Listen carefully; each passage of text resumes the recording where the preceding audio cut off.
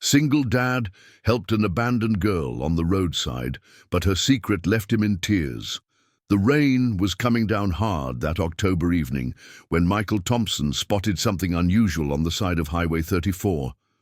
As a single father of two young boys, he was used to making this drive home from work every day, but tonight something made him slow down and look twice.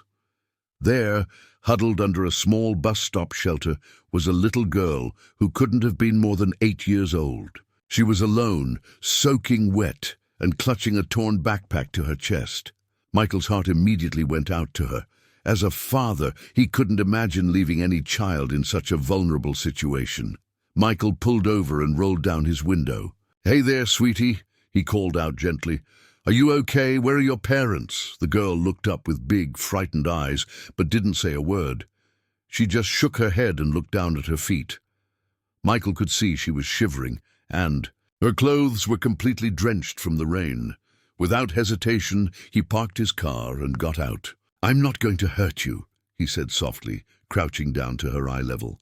"My name is Michael. What's yours?" "Emma," she whispered so quietly he almost didn't hear her. "That's a beautiful name, Emma. Listen, you're going to get really sick if you stay out here in this rain.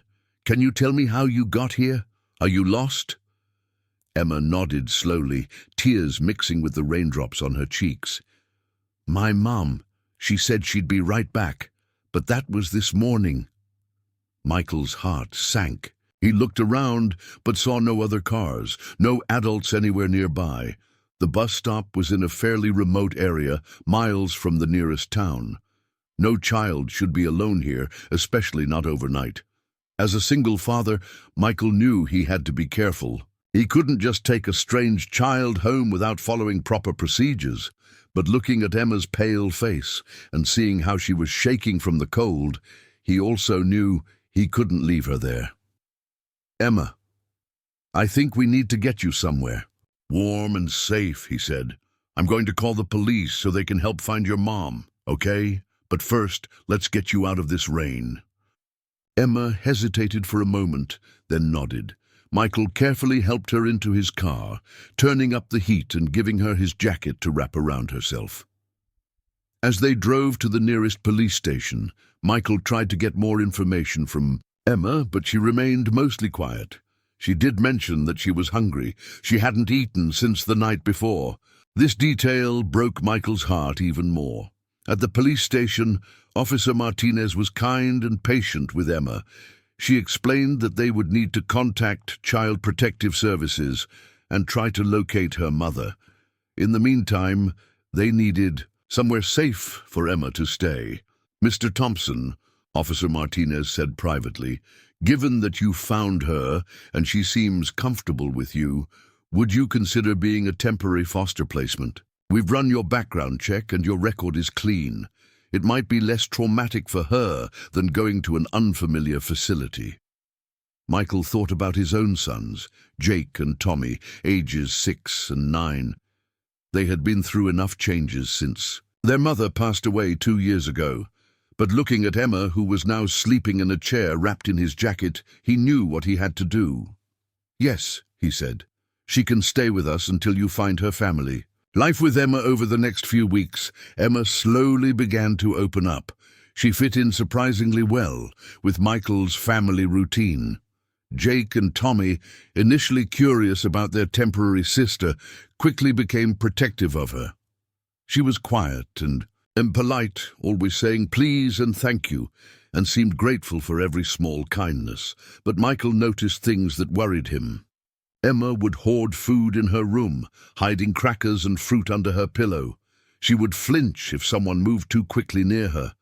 And sometimes, late at night, he would hear her crying softly. The police investigation was moving slowly. They had found no missing person reports matching Emma's description. Her mother's name, the only information Emma had provided, led to dead ends. It was as if Emma had appeared out of nowhere. As days turned into weeks, Emma began to share small details about her life. She mentioned moving around a lot, staying in different places, sometimes sleeping in cars. She talked about being hungry often and taking care of herself when her mother was too tired to get up. Michael realized that Emma's situation was far more complex than a simple case of getting lost. This little girl had been living in conditions no child should have to endure.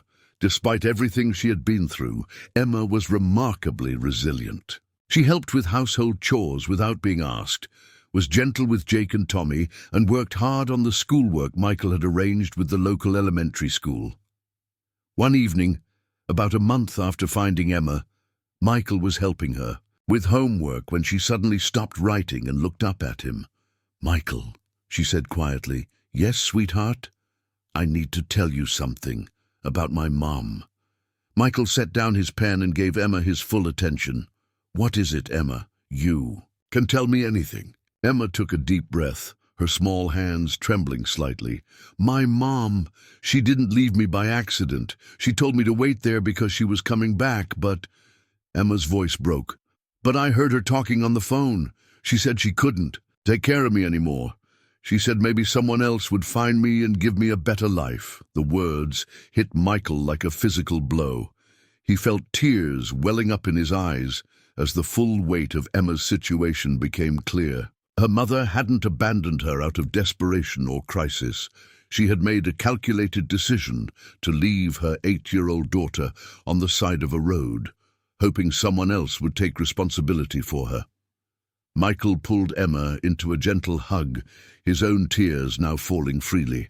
"Emma, I am so sorry that happened to you. No child should ever be left alone like that, but I want you to know something very important." Emma looked up at him with those same big eyes he had first seen at the bus stop. "You are wanted here," Michael continued. "Jake and Tommy love having you as their sister, and I love you like you're my own daughter. If you want to stay with us, really stay, forever, then we're going to make that happen." Emma's face crumpled and she began to cry. Not the quiet, careful tears she had shed before, but the deep, healing tears of a child who had finally found safety. The legal process to adopt Emma took several months, but Michael never wavered. In his commitment, he hired a good lawyer, worked with social services, and even went through counseling with Emma to help her process her trauma. Emma thrived in her new environment. She caught up quickly in school, made friends, and began to laugh more often. The hoarding behavior gradually stopped as she learned to trust that food would always be available. The flinching disappeared as she realized she was safe from harm. Jake and Tommy embraced their new sister completely. They helped her learn to ride a bike, included her in their games, and proudly introduced her to their friends as our sister. Emma, lessons learned. Michael often reflected on that rainy October night and how one decision to stop and help changed 4 lives forever. He learned that family isn't just about blood relationships. It's about love, commitment, and choosing to care for one another. Emma taught him that resilience can come in the smallest packages, and that sometimes the greatest gifts come disguised as challenges. She showed him that his capacity for love was even greater than he had imagined. Today, 3 years later, Emma Thompson is a confident, happy 11-year-old. She excels in school, plays soccer, and has a smile that lights up any room she enters. She still remembers her difficult early years, but they no longer define her. Michael sometimes wonders what would have happened if he had driven past that bus stop without stopping. He's grateful every day that he followed his instincts and his heart. The Thompson family, Michael, Jake, Tommy, and Emma, have created something beautiful together. They've proven that families can be formed in unexpected ways, and that love has the power to heal even the deepest wounds. Emma's secret, the one that brought tears to Michael's eyes that evening, ultimately brought them all together. It reminded them that sometimes the most broken things, when handled with care and love, can become the most precious treasures of all.